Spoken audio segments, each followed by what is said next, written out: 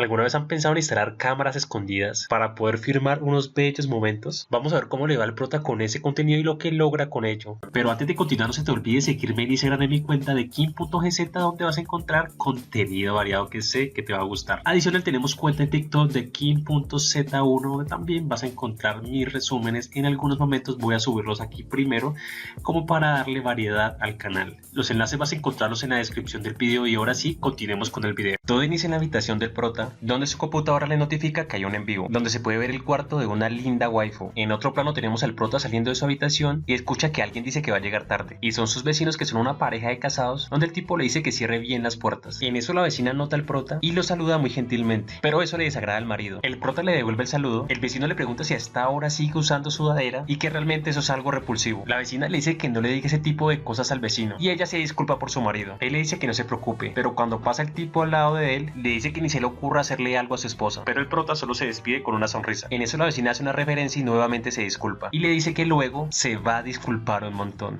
O sea que aquí está pasando algo. Más tarde en el centro comercial vemos nuevamente a nuestra linda waifu, que en ese momento estaba atendiendo a un cliente. En eso llega el prota, ella lo reconoce y le da la bienvenida. Le agradece por arreglarle la televisión el otro día. El prota le dice que no hay de qué, y le pregunta que cómo le ha funcionado. Le comenta que todo va muy bien y gracias a su ayuda. Y ahí el prota le dice que necesita hablar con ella en un lugar privado. En eso se dirigen a un vestidor donde no había nadie, donde la linda waifu le pregunta de qué quería hablar. El prota saca su celular y le muestra un contenido donde aparece nuestra linda waifu cantando en un coro, y ella le pregunta que cómo lo consiguió. El prota comenta que cuando reparó su televisor fue muy fácil acomodar una cámara. Esto le deja muy sorprendida, ya que no se lo esperaba. Él le dice sobre lo que pensarán sus compañeros de trabajo cuando vean el video. Ella le suplica que se detenga y que haga cualquier cosa menos eso. El prota le dice que si hace lo que él le pida, puede que olvide lo del video. Ella, no muy convencida, termina aceptando. Si te está gustando el video, por favor deja tu like y no seas malito, por favor, no te cuesta nada suscribirte al canal.